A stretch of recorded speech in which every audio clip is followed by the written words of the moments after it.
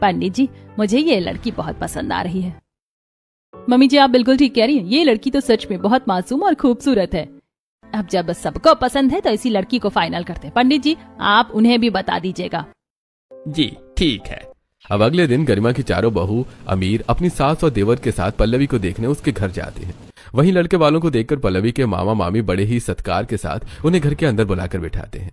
हम आपका इंतजार कर रहे थे। बेटी पल्लवी, जाओ सबके लिए चाय नाश्ता ले आओ। अब पल्लवी घबराई हुई रसोई से चाय नाश्ता लेकर आती है। उसके माथे पर अजीब सी चिंता झलक रही होती है। शिखा, सुहानी, नव्या, तुम्हें ऐसा नहीं लग रहा कि हमारी होने वाली देवरानी कुछ ज्यादा ही डरी हुई है? अरे, लड़की की शादी की बात चल रही है और ऐसे समय में हर लड़की नर्वस ही होती है। शकुंतला जी, हमें आपकी बेटी बहुत पसंद आई। बाकी अरुण, तुम अपनी राय भी बता दो, तुम्हें लड़की कैसी लगी? माँ, मुझे भी लड़की पसंद है। चलो बढ़िया है। अब तो हमें बस अपनी भांजी के लिए एक अच्छा सा मुहूर्त निकलवाना चाहिए।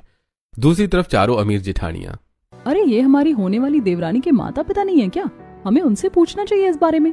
नहीं, रहने दो, लड़की पहले ही घबराई हुई है। वैसे तो मामा मामी भी अच्छे लग रहे हैं। तुम चारों खुद में ही लगी हुई हो, तुम भी कुछ बोलो।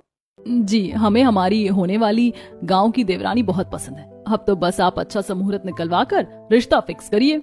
अब इसी तरह 3 से 4 हफ्ते गुजरते हैं, जिसके बाद पूरी विधि विधान के साथ पल्लवी शादी करके अपने ससुराल आती है, जहां पल्लवी देखती है कि घर के बाहर बैंड बाजा नगाड़े बज रहे हैं। वहीं चारों जेठानियां खुशी से नाच रही हैं। दूसरी तरफ पड़ोस की औरतें।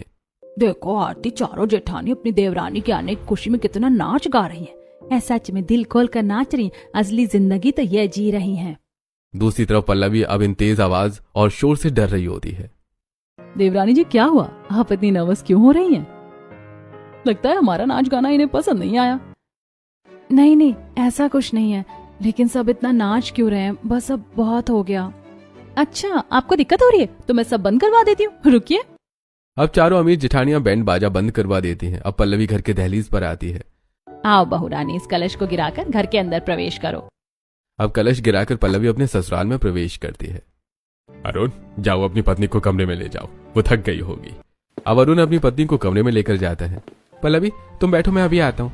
अब पल्लवी कमरे की लाइट को बंद कर देती है। दूसरी तरफ पल्लवी की चारों अमीर जेठानियां कुछ ही देर में अपने हाथ में एक्सपेंसिव गिफ्ट्स लेकर पल्लवी के कमरे में घुसती हैं। अरे देवरानी जी, आपने कमरा इतना अंधेरे में क्यों रखा हुआ है? आप पलंग पर ही बैठी है ना? अब पल्लवी धीरे से कहती है, जी हाँ, मैं पलंग पर ही हूँ। कमाल है, आप कहीं दिखाई भी नहीं दे रही हो। वैसे आपके गांव में इतना अंधेरा करके सोते हैं क्या सब लोग? नहीं नहीं, ऐसा नहीं है। वो हर जगह की लाइट मैंने जलती हुई देखी तो इसीलिए मैंने अपने कमरे की लाइट बंद कर दी। बिजली बिल उठ रहा होगा ना। अरे पल्लवी, तुम्हें इतना टेंशन लेने की जरूरत नहीं है। यह शहर है और हमारे पास इतनी भी दिक्कत नहीं है।